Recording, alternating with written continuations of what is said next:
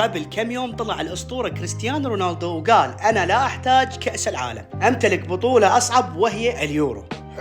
حلو. طلع بعض الناس ما راضين على تصريح الأسطورة، يعني طبعا أنت منو حضرتك حتى ما ترضى بتصريح هداف كرة القدم صاحب 900 هدف؟